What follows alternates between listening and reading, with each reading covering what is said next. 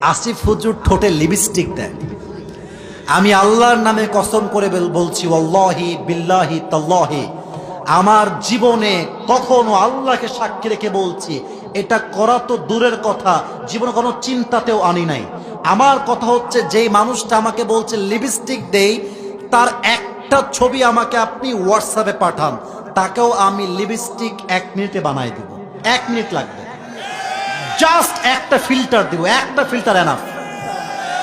প্রিয় ভাইরা, আমরা ওয়াচ করি, মিডিয়ার ভাইরা এটাকে রেকর্ড করে। এখানে 2-3 জনকে আমি চিনি, আদারওয়াইজ কাউকে আমি ডাকিও নাই, কাউকে আমি চিনিও না, ওয়াল্লাহি আল্লাহর কসম।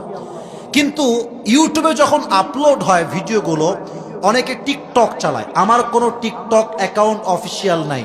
আমি আল্লাহকে সাক্ষী রেখে বলছি, আমি কোনো টিকটকে নিজে ভিডিও আপলোড দেই না, অনেকে আমার ভিডিও আপলোড দেয়।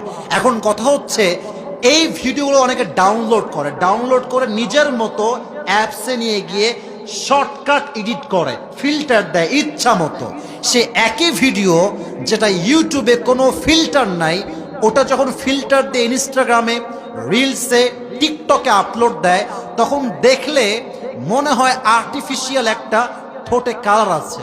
বাট আল্লাহর কসম করে বলছি, যে আমাকে অপবাদ দিচ্ছেন যে আসিফ হুজুর এই কাজটা করেছে, আপনি তওবা করেন, আল্লাহ আপনাকে বিচার কারগর দাঁড় করাবে যুবক ভাইরা, ঠিক কিনা বল? তো আমি কখনো এগুলো নিয়ে কথা বলি না। সময় টিভির সাক্ষাৎ ছিল প্রায় 1 বছর আগের কথা বলছি, আমাকে একদম সরাসরি বলছে, হুজুর আপনাদের বিষয়ে বক্তব্য কি আপনি বলেন, অমক অমক হুজুর আপনাকে নিয়ে কথাগুলো বলেছে। তা আমি অবাক হলাম, যে হুজুরগুলো বলেছে তারাও মিডিয়ায় কাজ করে। বাট সমস্যা কোথায়? আমাদের দেশের সমস্যা হচ্ছে, একজন হুজুরকে যখন হাজার হাজার যুবকরা ভালোবাসতে শুরু করে, তখন ওই হুজুরটা সবার কাছে প্রিয় হলেও হুজুরদের কাছে সে অপ্রিয় হয়ে যায়। তারা ভাবে যে আমরা পড়লাম মাওলানা, মুফতি, মুহাদ্দিস সব পড়লাম, এই সমস্ত করেও আমাদের কোনো মানুষ ভালোবাসে না, দাম দেয় না, এরা আসছে কই থেকে? আমার উত্তর এখানে একটা কথা, ভাই আমিও আপনাকে ভালোবাসি, আল্লাহও আপনাকে ভালোবাসেন, বাট আল্লাহ সবার জন্য সবার হৃদয়ে ভালোবাসা দেয় না যুবক ভাইয়েরা, এটা গড গিফটেড লাভ। অতএব মাথায় রাখবেন একটা কথা, আপনার এলাকার যত মানুষ আপনাকে আজ থেকে মিথ্যা অপবাদ দিবে, you don't need to explain anybody, কিচ্ছু বলবেন না। যদি আল্লাহ আপনাকে সঠিক বোঝে, দুনিয়ার কে কি বুঝলো, খোদার কসম দেখার সময় আমার কাছে নাই যুবক ভাইরা, ঠিক কিনা বল?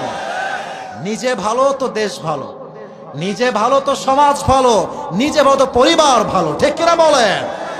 আয়েশার সবর তাকে কোরআনের মাঝে সম্মান দিয়েছে, তাকে নিষ্কুলুষ করেছে, তার সমস্ত দাগকে আল্লাহ